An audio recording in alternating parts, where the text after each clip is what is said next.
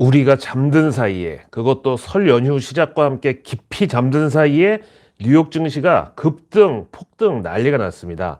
이로써 미국도 우리도 산타랠리는 마침내 음력으로 찾아왔다. 또 음력 기준으로 2022년 마지막 거래일이 해피엔딩을 했습니다. 도대체 어떻게 된 영문인지, 이거 우리 설 연휴 끝나고 다음 주 수요일에 돌아와서도 어떻게 우리 K 증시까지 이 미국산 스테이키 좀 맛 좀 볼 수 있는 건지에 대해서 오늘 세 가지로 정리해 드리겠습니다. 그런가 하면은 지구상에서 가장 빠른 휴먼 우사인 볼트가 마바라한테 돈을 맡겼다가 158억 원이 1,500만 원으로 1000분의 1 토막 나버린 그 사건도 함께 전해드리겠습니다. 우선 오늘 뉴욕 증시 급등의 가장 큰 동력은 바로 워싱턴에서 나왔는데요. 워싱턴은 이제 우리 여의도에 비유할 수 있는, 그러니까 미국의 의회하고 연준이 함께 있는 곳이죠. 어제 목요일을 기점으로 일단 미국의 국가 부채가 한도에 도달을 했습니다. 여기서 이걸 증액을 못하면은 이론적으로는 미국이 돈이 다 떨어져가지고 지금 현재 있는 부채의 이자 갚을 돈마저 없어가지고 디폴트, 즉 국가 부도로 갈 수 있다는 말인데요. 물론 뭐 기축통화국이자 그 달러의 발권력을 가진 나라가 부도가 난다는 것은 상식적으로 말이 안 되지만요. 하여튼 미국 연방정부는 지금 긴급자금 마련을 통해 가지고 일종의 비상경영 체계에 돌입했습니다. 당장 다음 주부터는 연방정부 공무원 퇴직연금을 비롯해가지고 각종 연기금 신규 납부를 중단하기로 조치하는 등 이런 긴급 재정 마련을 통해가지고 일단 올해 6월까지는 어떻게든지 버틸 수 있다는 입장입니다. 그럼 그때까지 공화 민주 양당이 서로 합의를 통해가지고 부채 한도 증액을 처리를 해야 되는데, 이번에 이제 하원 과반 의석을 차지한 공화당이 지금 바이든을 거의 논개처럼 붙들고서 진짜 너 죽고 나 죽자 모드로 강력하게 지금 맞서고 있습니다. 여기에 대해서 국제 3대 신용평가사 중에 한 곳인 무디스가 오늘 정말 폭탄 선언을 내놨는데요. 사실 지난주 이 부채 한도 도달 직전에만 해도 여기 무디스 포함해가지고 스탠다드 앤 푸어스, 피치 이렇게 3대 국제 신평사 전부 미국 기업이다 보니까 이번 부채 한도 사태로 연방정부가 과거처럼 셧다운, 그러니까 정부 기능 마비 내지는 디폴트까지 갈 가능성은 없다, 이런 입장이었는데, 오늘 갑자기 무디스에서 뭐라고 치고 나오냐면은 이번 이 부채 한도에 대한 합의가 올해 연말까지 안 될 수가 있다. 그래서 이게 금융시장의 변동성 급증을 야기할 것이라고 거의 재앙적 전망을 내놓았습니다. 아니, 긴급재정으로 6월까지 버틸 수 있다는데 만약에 연말까지 부채 한도 증액 협상이 안 되면은 그 이후로는 도대체 어떻게 버틴다는 거죠? 자, 여기까지 들어봐서는 왜 오늘 뉴욕 증시가 급등을 했나, 아무리 봐도 그럴 상황이 아닌 것 같은데, 이런 생각이 들 수밖에 없죠. 눈치 빠른 분들은 벌써 여기서 딱 감이 오시겠지만 바로 이게 오늘 급등의 첫 번째 이유입니다. 아니, 상황이 이러니까 이제 또 연준발 유동성의 향기를 월가가 맡아버린 이런 상황이죠. 오늘 하필 이런 날 연설에 나온 연준 임원들이 무슨 말을 했겠습니까? 뻔하죠. 당연히 비둘기파적인 또 친시장적인 발언을 했죠. 우선 패트릭 하커 필라델피아 연은 총재가 거시경제 대비해서 연준의 기준금리가 충분히 제약적이다라면은 통화정책이 제 역할을 할 수 있도록 금리를 동결하는 것이 맞다, 이렇게 강조했습니다. 올해 연준 임원 중에서 사실상 금리 동결에 대해서 처음으로 얘기를 꺼낸 건데요. 그러면서 금리를 한 방에 0.75%포인트씩 쳐올리던 그런 시대는 지금 확실히 지나갔다고, 인플레이션 봐도. 그리고 경기 침체 없이 인플레를 잡는 게 중요하다, 이렇게 발언을 했습니다. 다음 크리스토퍼 월러, 이분은 이제 올해 FOMC에서 투표권을 가진 연준 이사인데요. 이분은 한술 더 떠가지고 인플레이션이 감소를 하면은 연준은 주저없이 정책 기조를 바꿀 것이라고 이렇게 한 발짝 더 치고 나갔습니다. 그동안 제롬 파월 연준 의장 비롯해가지고 올해 내로는 죽었다 깨어나도 연준 피봇, 그러니까 긴축을 완화로 뒤집고 금리를 다시 내려주는 이런 조치는 절대 올해 나올 리가 없다고 그렇게 계속 강조를 해왔는데, 이걸 처음으로 연준 이사가 뒤집은 발언입니다. 근데 이것만으로는 뭐 연준 임원 연설 보니까 수시로 입장이 이랬다 저랬다 막 하던데, 과연 월가에서 순진하게 이것만을 100% 믿고 진짜 배고픈 사람이 허겁지겁 밥 주워 먹듯이 주식을 사들였다는 게 좀 믿기지 않는다, 이렇게 얘기하실 수 있죠. 근데 중요한 거는 다음 FOMC가 1월 31일부터 2월 1일 양일간이잖아요. 그래서 바로 다음 주부터는 일명 블랙아웃 기간이라고 해가지고 연준 임원들이 이 FOMC 앞두고 시장 참여자들한테 일종의 스포일러가 될 수 있는 연설이나 인터뷰나 기고문 같은 그런 외부 활동을 자제하는 시기로 들어갑니다. 근데 그 블랙아웃 기간을 앞두고 마지막 발언이 연준 임원들의 입에서 이런 식으로 나왔다는 거죠. 평소 같으면은 에이 뭐 오늘은 이렇게 얘기했지만 또 다음 주에 또 누가 나와가지고 금리 더 올려야 된다고, 인플레이션 언제 또 기어오를지 모르니까 확실하게 조져야 된다고, 최저금리 6% 7% 일단 또 독설 쏟아내면은 오늘 한 얘기는 말짱 도루묵 아닌가 이렇게 얘기할 수가 있지만, 오늘은 정말 FMC 막상 그 뚜껑 열리기 전까지는 아예 수습할 기회가 없는 그 기간 직전에 나온 이런 발언이었다는 게 중요하죠.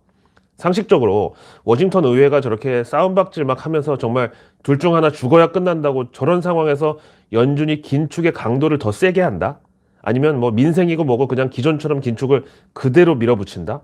그래서 증시 박살나고 주변에서 곡소리 나고 그러다가 바이든 정말 이번에 재선 안 되면은 당장 그 아들 헌터 바이든 감옥 갈 거 뻔한데 그 사람이 가만히 있겠습니까?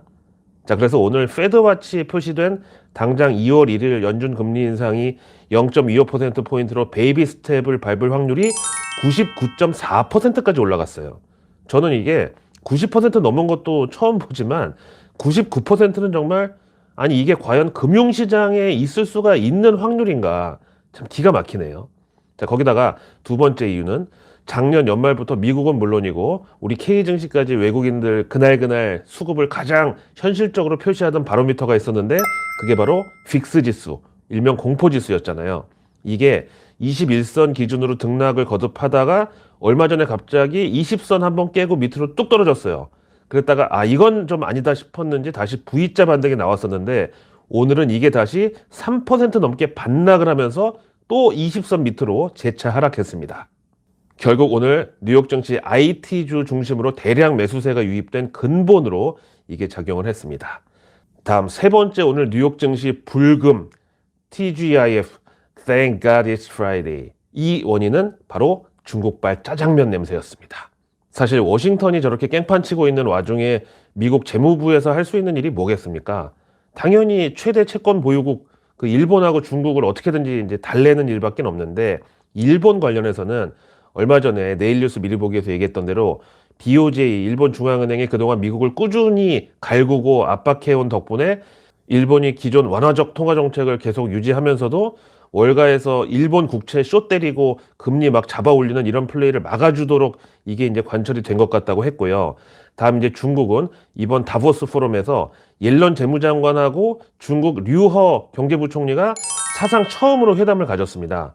근데 이걸로부터 24시간이 지나기도 채 전에 미국 재무부가 곧 옐런 재무장관이 중국 방문 일정을 잡겠다 이렇게 발표를 했습니다. 일단 둘이 뭐 비공개 회담에서 어떤 자세한 얘기를 했는지는 뭐 밝혀지지 않았지만, 분위기가 나빴으면 옐런 재무장관이 저렇게 당장 2월 중에 방중한다는 발표가 안 나왔겠죠. 그리고 일단 이 회담 후 브리핑에서 미중이 의견 차이를 잘 컨트롤하고 과거처럼 미중 간 충돌로 발전하는 일이 없도록 하자고 서로 약속을 했다고 얘기했습니다. 그리고 여기에 대해서 신화통신, 환구시보 같은 이런 중국의 국영 매체들이 아니 어쩐 일로 이번 미중 회담, 중미 회담이 상당히 건설적이었다고 일제히 보도하면서, 이거는 이제 중국 당국의 이번 회담에 대한 친미적인 스탠스가 입김으로 작용했다, 이런 후문이 또 있습니다. 거기다가 어제 중국 당국이 춘절 연휴 전에 사실상 마지막 공식 발언에서 올해를 소비 진작의 해로 지정하고 대놓고 돈을 뿌릴 테니까 잘 받아 먹어라. 리오프닝이 별게 아니다. 지갑을 다시 리오프닝 해라. 이런 메시지를 냈습니다. 중국 상무부 부부장, 우리로 치면 이제 실무 담당하는 차관급인데, 이 사람이 기자간담회에서 최근 중앙경제공작회의에서 올해 소비 회복 및 확대를 최우선순위에 두라는 오더가 떨어졌다. 그래서 우리는 올해 2023년을 소비 진작의 해로 설정했다고. 아니 갑자기요? 아니 진짜 이런 거 보면은 공산당이 정말 앞뒤 안 가리고 추진력 하나는 정말 끝내주는데, 하여튼 그러면서 전 국민이 풍성한 혜택을 누리는 한 해가 될 것이며 각 지자체와 함께 300여 개의 행사를 마련해가지고 매주 매월 매 분기마다 혜택이 쏟아질 거라고 이렇게 발언했습니다. 실제로 선전시하고 장수성 이런 데는 이미 외식 그리고 1+1 쿠폰 같은 거 소비에 쓸 쿠폰을 발급한다고 발표를 했고요. 또 인민은행은 20일 하루에만 단기 유동성 3,260억 위안 이 순공급을 기록하면서 이번 주에만 2조 위안, 우리 돈으로 370조 원 정도를 풀어가지고 최근 3년 만에 최대치의 어떤 공격적 춘절 연휴 유동성 공급을 단행했습니다. 이게 이제 글로벌 전체적으로 미국이 잠시 달러 공급을 줄여도 왕서방이 먹여 살려주겠다, 이런 메시지로 월가에 전달이 된 거죠. 다음, 오늘 썸네일에 등장한 안타까운 우사인 볼트 소식. 우선 이 우사인 볼트는 뭐 우리에게 단거리 육상 선수로 잘 알려져 있지만 원래는 축구 선수였고요. 그러다 갑자기 이제 육상으로 업종 변경을 했는데 그로부터 1년도 채 안 돼가지고 지난 2008년도 베이징 올림픽 나갔는데 거기서 100m, 200m 동시에 세계 신기록을 세워버립니다. 거기다가 이제 단거리 육상 선수는 보통 이제 키가 크면은 바람의 저항을 많이 받는다고 이게 단점으로 꼽힌다는데, 이 우사인 볼트는 키 195에 몸무게도 95kg, 상당히 거구인데요. 그리고 베이징 올림픽 당시에 이제 보통 다른 선수들은 이 100m 단거리 이런 경우는 워낙 예민한 요소들이 많다 보니까 옷도 이제 쫄티 비슷하게 무조건 타이트하게 입는데, 이 우사인 볼트는 펄럭거리는 넉넉한 그 상의를 입고 나와가지고 그 와중에 또 세계 신기록까지 세웠고, 또 평소에 식단 관리, 나는 그런 건 모르겠다, 나는 맥너겟 잔뜩 먹고 낮잠 한숨 자고 나와서 달린 거다, 이렇게 인터뷰를 했어요. 또 거기 정말 전 세계에서 제일 빠른 형님들만 나올 거잖아요, 올림픽인데. 근데 진짜 거의 한 2, 3m를 앞서가지고 결승점에 골인 하는데 그 와중에 옆을 보면서 카메라에 이제 포즈까지 취했습니다. 그러고 세계 신기록을 세웠어요.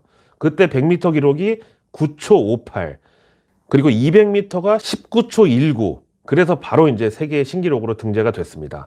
그리고 그 뒤로부터 정말 독보적인 이 단거리 선수로 완전히 자리매김해가지고 이 우사인 볼트가 자메이카 사람들 특유의 그런 좀 유쾌하면서도 좀 귀여운 면이, 그런 매력이 있다 보니까 전 세계적으로 진짜 헐리우드 셀럽 못지않은 그런 스타가 됐어요. 그러니까 뭐 자메이카에서는 당연히 국민적인 영웅이고요. 그거는 뭐 말할 것도 없이 하여튼 최근 한 10년 넘게 CF에다가 화보 촬영에다가 완전히 전 세계 스포츠계 마케팅계를 뭐 평정을 해버렸죠. 거기다가 이제 나이가 86년생이어가지고 베이징 올림픽 출전했을 당시에 만 18세였거든요. 워낙 어린 나이에 이제 데뷔했으니까 뭐 최근까지 전혀 지친 기색이 없었어요. 거기다가 도핑이나 약물 테스트 이런 쪽으로 정말 완전 무결하게 깨끗했거든요. 근데 그러다가 이제 몇 년 전에 2017년인가 우사인 볼트 절친이 한 명 있는데 이 친구가 높이뛰기 선수였어요. 그래서 뭐 진짜 올림픽이고 세계 육상대회고 뭐고 항상 둘이 같이 붙어 다닌 그런 정말 절친인데, 이 친구가 바로 눈앞에서 교통사고로 사망을 합니다. 그 충격 때문에 이제 한동안 우사인 볼트는 칩거 생활을 하고 훈련도 안 하고 이러다가 그냥 이제 은퇴 선언을 하고 다시 자메이카로 돌아갔는데, 이번에 보니까 그 은퇴 자금이 다 녹아버린 겁니다. 아니, 지난 코로나 때 마바라들이 은행에 예금하면 돈이 녹는다더니 그럼 우사인 볼트가 은행에 돈을 넣었다가 이렇게 됐냐? 전혀 아니고요. 이게 내막이 어떻게 되냐면은 우사인 볼트가 그 본국 자메이카의 SSL이라는 증권사에 그동안 번 돈 1280만 달러를 맡겼는데 이게 우리 돈 158억 원이잖아요. 근데 이번에 이게 1500만 원 남았다는 사실이 밝혀지면서 지금 난리가 났습니다. 일단 자메이카 금융당국 수사당국에서 아니 우리 국민 영웅의 돈을 슈킹한 새끼가 도대체 누구냐, 이렇게 진짜 양팔 걷어붙이고 지금 나섰는데, 여기 자메이카 증권사의 이름이 스탁스 앤 시큐리티즈 LTD. 일단 이름부터가 좀 그런 게 주식회사, 주식과 증권 이거예요. 아니 스탁이면 스탁이고 시큐리티면 시큐리티, 스탁하고 시큐리티를 둘 다 회사 이름에 넣는 경우가 있나요? 이거 우리 식당 이름으로 예를 들면은 밥과 국, 밥과 반찬 이런 게 아니라 밥과 쌀 이런 격이죠. 하여튼 제가 그래서 개인적으로 좀 취재를 해봤는데 이 Stocks and Securities Limited, 줄여서 SSL. 근데 사옥이 보니까 무슨 가정집 같은 지붕으로 된 건물이고요.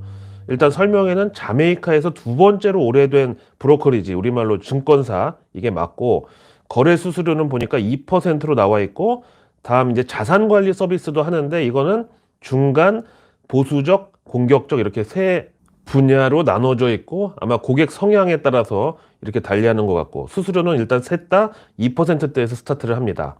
현재 자메이카 수사당국에 따르면은 우사인 볼트 계좌에서 $1280만 이상의 금액이 사라지고 현재 $12,000가 남아 있는데, 우사인 볼트 측은 우사인 볼트든 소속사든 하여튼 그 계좌에서 이체나 주식 매매를 한 적이 없다고 밝힌 걸로 봐서는 이런 경우에는 딱 세 가지 중에 하나예요. 또 중간에 그 SSL 직원이 이걸 그냥 원금 그대로 횡령을 해가지고 날랐던가, 그럼 왜 다 안 하고 $15,000 남았냐? 요거는 이제 당장 현금화를 못 해가지고 이제 남아있는 금액 정도. 이게 아니면은 이제 우사인 볼트 이 고객 동의 없이 이 돈으로 자기가 몰래 빼가지고 주식이나 파생 상품이나 하여튼 이런 트레이딩을 하다가 깡통을 찬 경우. 그것도 아니면은 우사인 볼트한테 계약 당시에는 제대로 된 설명을 안 하고 이걸 하이 리스크 하이 리턴의 그런 투자 상품에 넣었다가 지난 그 키코처럼 원금 다 날라가 버린 상황. 분명히 이제 이 셋 중에 하나인데, 여기에서 그 자메이카에 있는 SSL 이 회사 측은 이번 사건이 철저하게 직원 개인의 사기 사건이라고 선을 긋고 있다는데요. 그럼 아마도 이제 앞에 둘 중 하나겠죠.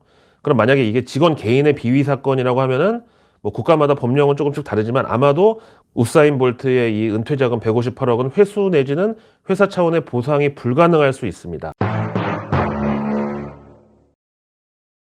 야, 이건 진짜 그럼 어떻게 해야 돼요? 지금 우사인 볼트 그 사실혼 관계로 같이 살고 있는 배우자도 있고 자식도 일녀 이남 이렇게 해가지고 애도 셋이나 있는데 도대체 이거 어떻게 하란 말이죠? 그리고 또 이 흑인들이 일명 호미즈라는 문화가 있어가지고 그 성공한 한 명이 아예 자기네 가족, 친척, 친구까지 그냥 커뮤니티 전체를 먹여 살리고 부양하는 그런 게 있거든요.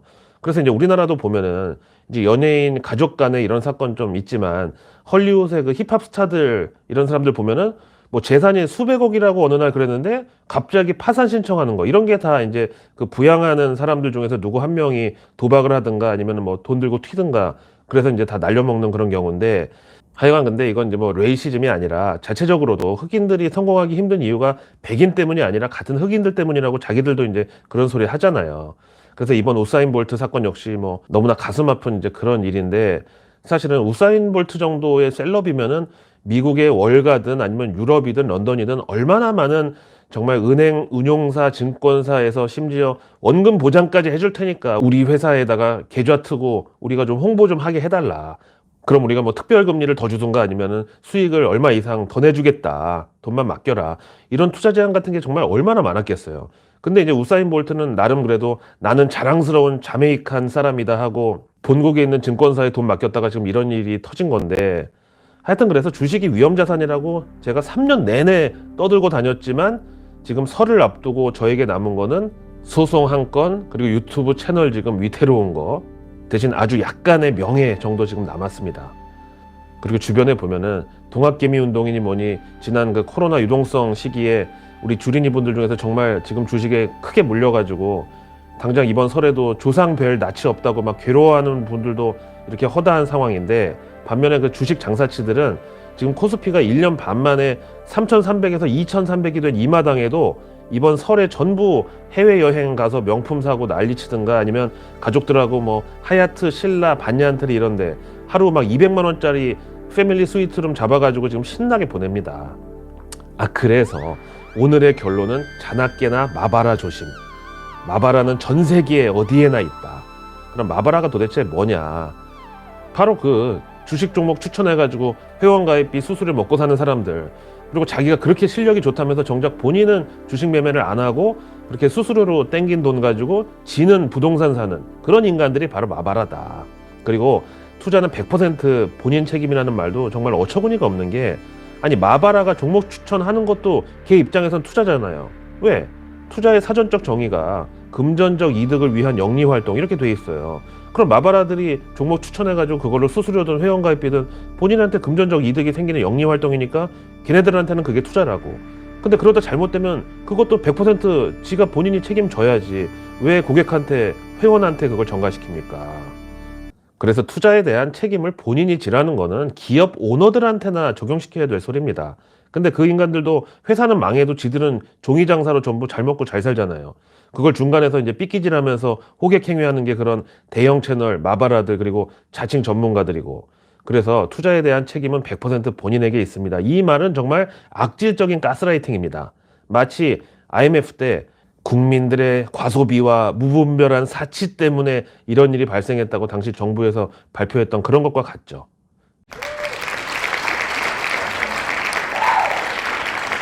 새해 복 많이 받으시고요. 이번 설에 자녀, 가족, 친지분들과 이 영상을 공유해 주시면 아마도 가게의 불을 지키는데 커다란 안전판 역할을 할 것이라고 믿고, 2023년은 개묘년, 토끼의 해인데요. 제가 또 마침 토끼띠입니다.